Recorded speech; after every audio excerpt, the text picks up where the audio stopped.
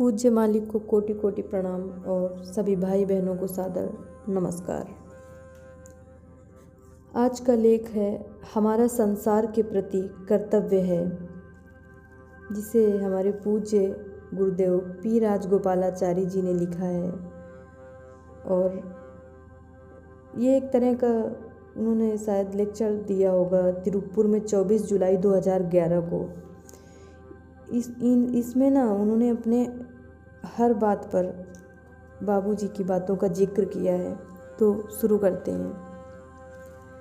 प्रिय भाइयों व बहनों, आप लोगों को इतनी बड़ी संख्या में यहाँ देखकर मुझे खुशी हुई, लेकिन समझ नहीं आता कि क्या कहूँ। मुझे याद आता है कि एक बार बाबूजी महाराज अमेरिका गए हुए थे, एक सेंटर में, जहाँ हमें शाम 5 बजे पहुँचना था। एक विश्वविद्यालय था जो वहाँ बहुत तैयारियाँ चल रही थी। आयोजकों को लगभग 1000 लोगों के आने का अनुमान था। जब हम वहाँ 10 मिनट पहले पहुँचे तब तक वहाँ 2 अभ्यासी थे। 5 बजे 5 लोग और 5:10 पर कुल 7 अभ्यासी पहुँच पाए। मैंने बाबूजी से कहा, केवल 7 लोग आए हैं, क्या करें? उन्होंने कहा, 7 हों या 7000, तुम्हें तो जो कहना है वही कहना है। इस बात की चिंता क्यों करते हो कि कितने लोग हैं? कोयल जब गाती है तो यह उम्मीद थोड़ा ही करती है कि कोई उसे सुनेगा। जब सुनने वालों की संख्या ज़्यादा हो तो क्या उसका स्वर तेज हो जाता है? तुम अपना कार्य करो, तुम्हारा कार्य है बोलना, बोलो। यदि मुझे ठीक से याद है तो उस शाम मैंने बहुत लंबी वार्ता दी और बाबूजी ने कहा कि वार्ता बहुत अच्छी थी। तो सुनने वाला हो या ना हो, जो कुछ हमें कहना है उसे हम कह पाएँ, और जो कुछ हम कहें हमारी मति के अनुसार देश काल के हिसाब में सर्वोत्तम होना चाहिए। आज के लिए जो सर्वोत्तम है, आप जानते हैं कि मैं आज 84 साल का हो गया हूँ और यह एक लंबी जीवन अवधि है। जीवन मेरा हो या आपका एक जैसा ही होता है, क्योंकि लक्ष्य एक ही है। चाहे आप डॉक्टर हों या बढ़ई या संगीतकार या किसी अत्याधुनिक फैक्ट्री या माइक्रोसॉफ्ट या इन्फोसिस में सालाना करोड़ों रुपए की मोटी तनख्वाह पाने वाले बुद्धिजीवी हों, कोई फ़र्क नहीं पड़ता। हाथी हट्टा कट्टा हो या दुबला पतला, बच्चा हो या बड़ा, सभी हाथी ही होते हैं। महत्वपूर्ण बात यह है कि उम्र के साथ साथ हमने कुछ सबक सीखे या नहीं। आप जितने दीर्घायु होंगे, आपसे उतने ही अधिक ज्ञान की अपेक्षा की जाएगी। कम से कम भारत में तो यह आम परंपरा है कि उम्र के हिसाब से विवेक जागृत होना चाहिए। इसके विपरीत अंग्रेजी में एक कथन या कहावत है, जिसके अनुसार बूढ़े व्यक्ति जैसा कोई मूर्ख नहीं होता। आपको क्या बनना है?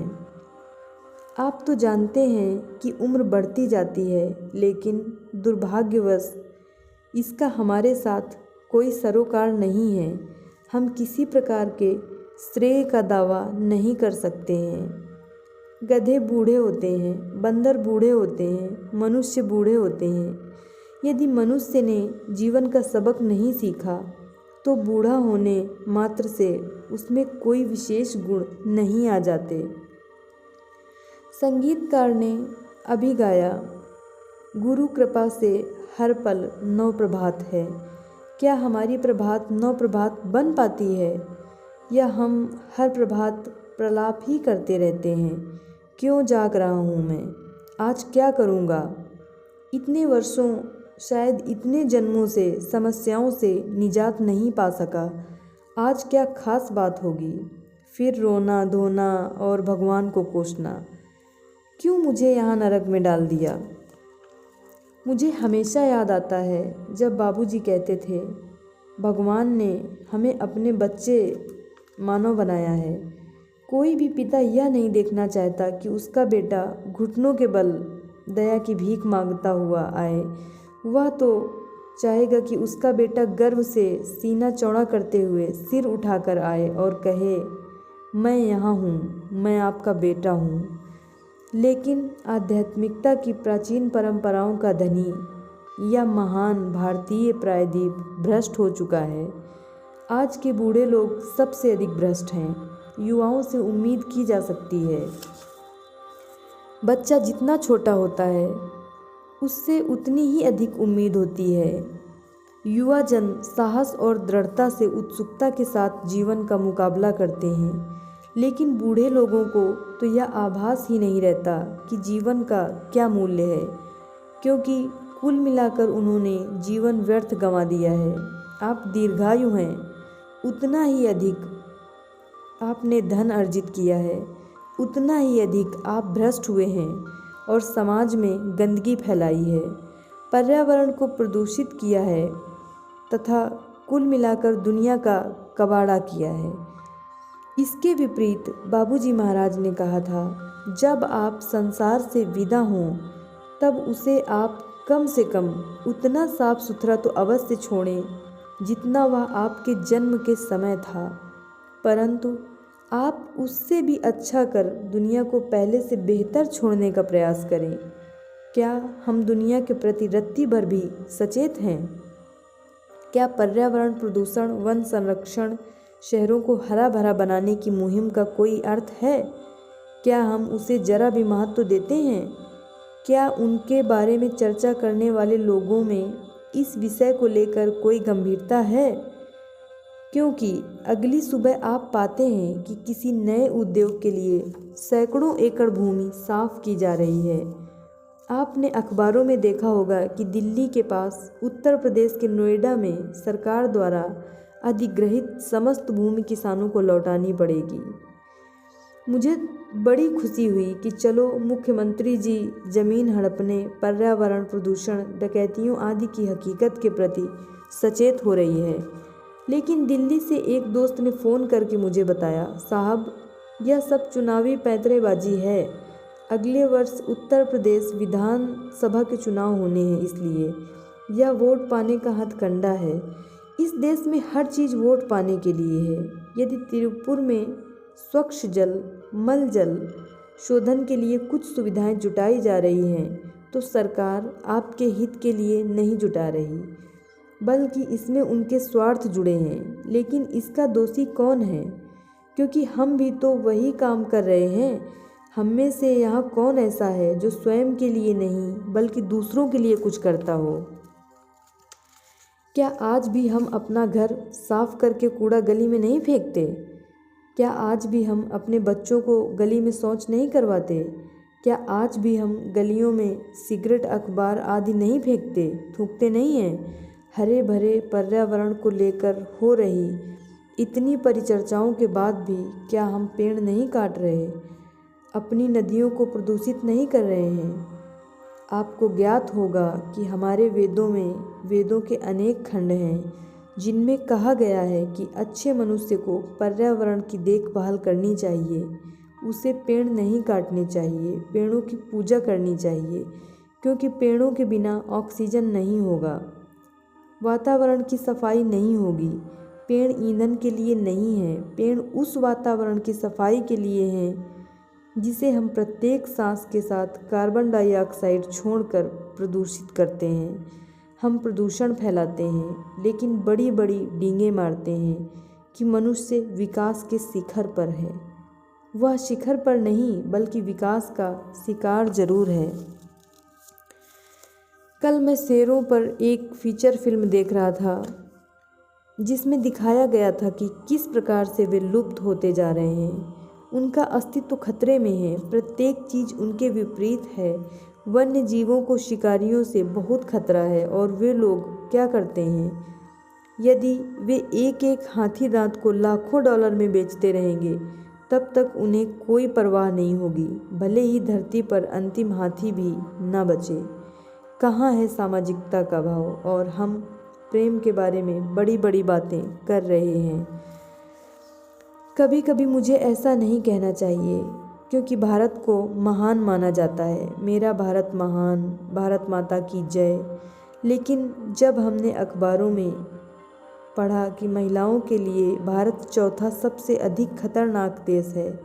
क्या रिकॉर्ड है और हमें इस पर गर्व होता है। गंगा माता, भारत माता, क्या इसी प्रतिष्ठा के लिए हम फूले नहीं समाते या हमें शर्म के मारे डूब नहीं मरना चाहिए। लेकिन जब आप अधिकांश घरों पर नज़र डालें तो पाएंगे कि महिलाओं के साथ कैसा व्यवहार किया जाता है। जब आप भारतीय महिलाओं के बारे में स्वामी विवेकानंद की वार्ता का अध्ययन करें तो आपको ज्ञात होगा कि उनका कितनी बेशर्मी से उपभोग किया जाता था, शोषण किया जाता था, और फिर भी हम कहते हैं मेरा भारत महान, भारतीय महान है। मैं जिस बात की ओर आपका ध्यान आकर्षित करना चाहता हूँ वह यह है कि इस महान देश में जहाँ से वेदों का प्रादुर्भाव हुआ, वहाँ की ऐसी दशा के लिए हम में से प्रत्येक व्यक्ति उत्तरदायी है। हम दावे बहुत करते हैं, क्या हम इस परंपरा को जीवित रखने के लिए कुछ करते हैं? मानव जीवन के मूल्यों करुणा, दया, प्रेम, सहानुभूति, दूसरों का शोषण न करना, खुद के लिए ही नहीं परमार्थ के लिए कार्य करना, आदि को कायम रखने के लिए अपनी ओर से योगदान देते हैं। वस्तुतः आध्यात्मिकता कहती है कि स्वयं को भूल जाओ। आप परमार्थ के लिए जो कुछ कर पाते हैं अंत में वही आपके साथ जाता है। यहाँ अंत का मतलब अगले युग से नहीं है, क्योंकि सभी प्राचीन विज्ञानों रहस्यवाद में कहा गया है कि आपका संपूर्ण पुरुषार्थ और चिंतन ब्रह्मांड की परिक्रमा करके पुनः आपके पास आता है। आप जो कुछ देते हैं वही आपके पास लौट कर आता है। आप दूसरों से घृणा करेंगे तो बदले में घृणा मिलेगी, प्रेम करेंगे तो बदले में प्रेम मिलेगा। लेकिन हम क्या कर रहे हैं? लेना, लेना और केवल लेना। मुझे याद है हमारे स्कूल के दिनों में भी घोटाले, घूसखोरी होती थी और हमेशा होती आई है। लेकिन उस समय यह 500 रुपये, 2000 रुपये, 7000 रुपये की होती थी। 15 वर्ष पहले 50,000 रुपये, 1 लाख रुपये, 2 लाख रुपये की। 5 वर्ष पहले 1 करोड़ रुपये की, अब 1 लाख करोड़ रुपये। क्या आपको पता है कि 1 लाख करोड़ कितना होता है? 1 लाख करोड़। हम में से अधिकांश तो केवल इतना ही सोच पाते हैं, हे खुदा काश मेरे पास होते। मैं उम्मीद करता हूँ कि अभ्यासी यह महसूस करेंगे कि उनकी खुद के प्रति, अपनी जाति, मानव जाति के प्रति, विश्व के प्रति जिम्मेदारी है। हम देशभक्त राष्ट्रवादी नहीं हैं जो बहुत ही संकुचित या दकियानुसी विचारधारा है। उन गानों को भूल जाएं जो गणतंत्र दिवस और स्वाधीनता दिवस के अवसर पर गाए जाते हैं। हम ब्रह्मांड भक्त हैं, हम ब्रह्मांड के प्रति जिम्मेदार हैं। आप जानते हैं जापान में सुनामी आई, उनके परमाणु उत्पादन के साथ समस्या पैदा हुई और पूरी दुनिया कांप गई। हमारी तरफ कौन सी हवा आएगी? कभी फ्लू का प्रकोप हो जाए तो प्रत्येक व्यक्ति बीमार पड़ जाता है। सभी हवाई अड्डों पर जांच होने लगती है। कहीं पर कुछ भी होता है तो हम प्रभावित होते हैं। मुंबई में बम विस्फोट हुआ, केवल हम ही प्रभावित। ओह, मैं तो मद्रास में हूँ, नॉर्वे में, अगली बार कहाँ? इस सब का स्रोत यहाँ उपस्थित हम में से प्रत्येक व्यक्ति के मनस में व्याप्त हिंसा है। हमारे विचार आक्रामक हैं, हमारे विचारों में हथियाने की, लालच की और सत्ता की प्रवृत्ति हावी है। हमारे राजनेता देश को विनाश की अंधी दौड़ में धकेल रहे हैं। हम उनका अनुसरण करते हैं। उन्हें धर्म के आधार पर वोट चाहिए। हम सहर्ष उनकी मर्जी को पूरा कर देते हैं। मुझे कौन कौन वोट देगा? अखबारों से पता लगता है कि मुसलमानों की खुशामद की जाती है, उन्हें मुस्लिम वोटों के रूप में विशेष सुविधाएं दी जाती हैं। दूसरे क्षेत्र में ईसाई वोट हैं। कोई भी व्यक्ति असली वोटों, कानूनी वोटों, नैतिक वोटों की बात नहीं करता और नतीजा यह होता है कि हम उनके चंगुल में फंस जाते हैं। एक सस्ते से रेडियो महिला के लिए 30 रुपये की साड़ी के लिए हम उन्हें वोट देने को तैयार हो जाते हैं। हम ही अपने शासक चुनते हैं और फिर उनके हाथों दुख भोगते हैं। एक कहावत है कि पत्थर तो आखिर पत्थर है, उसे ठोकर मारो, फेंको, जो चाहे करो, लेकिन आप उसे जब मंदिर में रख देते हैं तो उसके सेवक बन जाते हो। ध्यान रहे कि आपने पत्थर को कहाँ रखा है, पैसा कहाँ रखा है, अपनी भक्ति कहाँ रखी है, क्योंकि आज की दुनिया बहुत ख़राब है।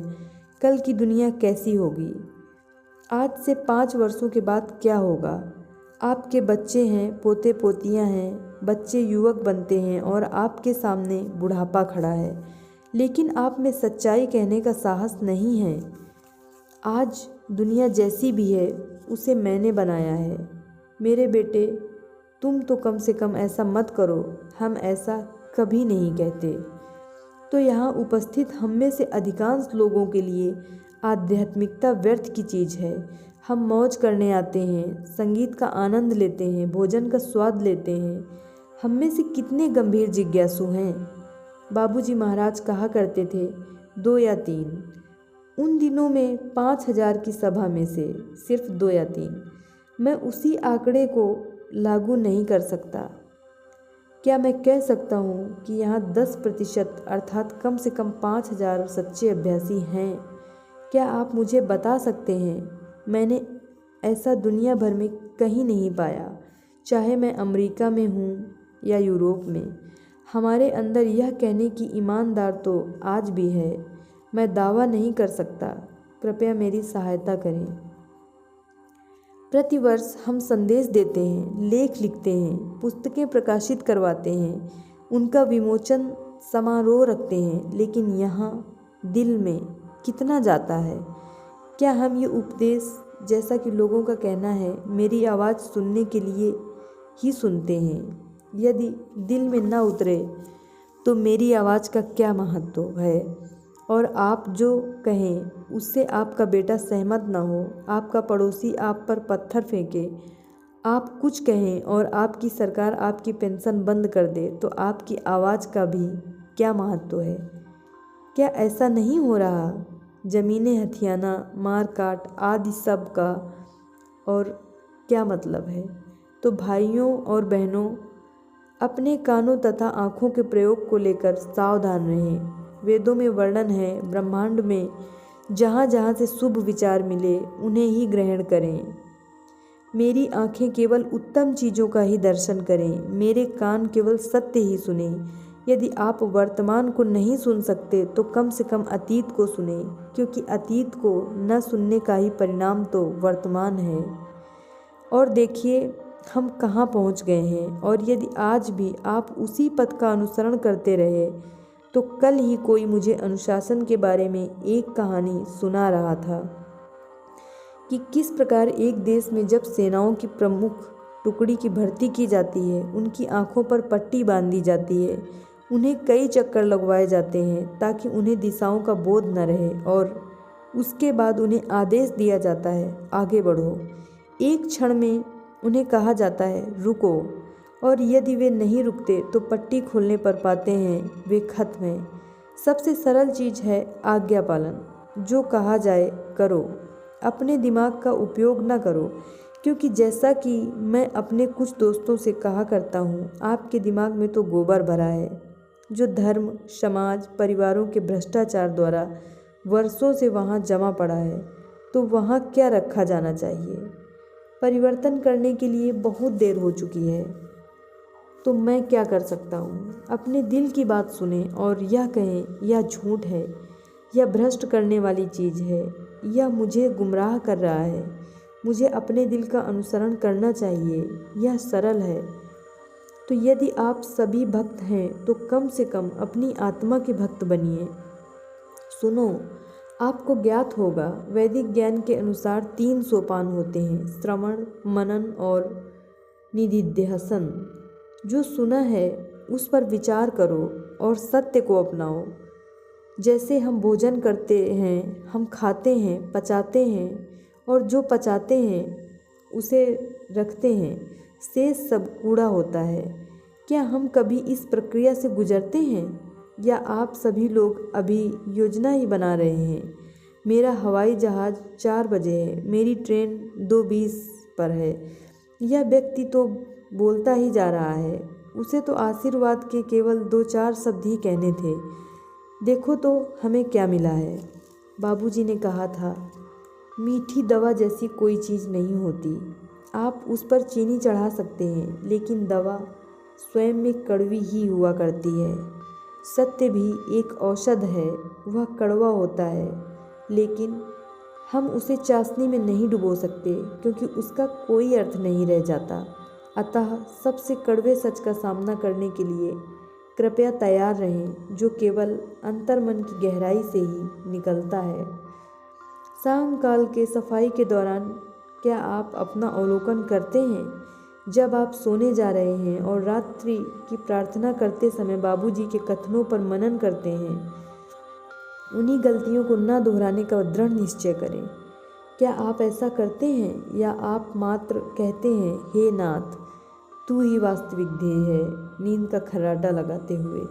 यह हंसी की बात नहीं, हालांकि लगता ऐसा ही है। यह बहुत गंभीर बात है। जब हम पुरानी महाभारत देखते हैं तो मुझे यह देखकर धक्का लगा कि एक महान संत ऋषि जमदग्नि की हत्या शासक राजा के 4 पुत्रों की तलवारों से हुई थी। आध्यात्मिकता दर्द, मृत्यु, विरोध तथा सरकारी दमन से मुक्ति की गारंटी नहीं देती, या इनमें से किसी भी चीज़ की गारंटी नहीं देती। आध्यात्मिकता किस चीज़ की गारंटी देती है? मैंने लगभग 20 वर्षों पहले बाबूजी महाराज से पूछा तो उन्होंने कहा, देखो, विनाश होने वाला है। बाबूजी ने विस्पर्श संदेशों में हमेशा विनाश की चर्चा होती है। मुझे प्रतीक्षा रहती है इस दिन कम से कम कुछ आशाजनक संदेश प्राप्त हों, लेकिन यह तब तक नहीं होगा जब तक हम अपने अंदर परिवर्तन न लाएं। मैंने उनसे पूछा, विनाश के बारे में कुछ बताएं। आप हमेशा विनाश के बारे में चर्चा करते रहते हैं।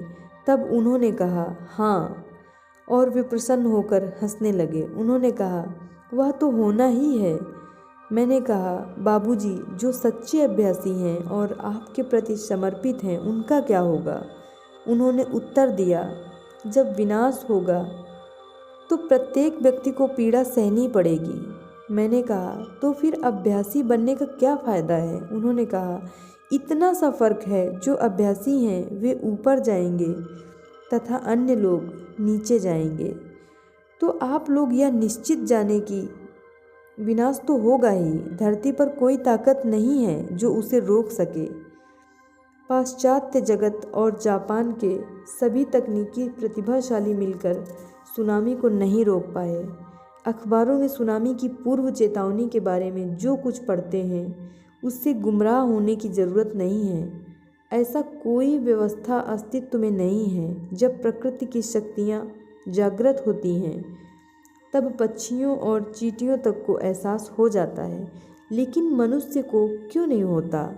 हम तो भूकंप मापक यंत्रों, टेलीविज़न पर प्रसारित होने वाली ताज़ा खबरों पर भरोसा करते हैं, जो अधिकांशतः झूठी होती हैं। यहाँ दिल की ओर इशारा करते हुए, यहाँ जो है उसकी ओर कभी ध्यान दिया है? क्या यह आपको कोई चेतावनी नहीं दे रहा है? जब भी डर लगे, जब भी आप राह भटक रहे हों, तो हमेशा दिल में झांको। बाबूजी महाराज ने हमेशा कहा है, इस मस्तिष्क पर कभी भरोसा मत करो, यह केवल सोचने वाला यंत्र है। यहाँ से तुम्हें जानकारी मिलेगी, या तुम्हें यह नहीं बता सकता कि क्या सही है और क्या गलत। जब भी संदेह हो तो दिल की शरण में जाओ। मैं आज प्रार्थना करता हूँ कि उनका आशीर्वाद आप सब पर बरसे। धन्यवाद।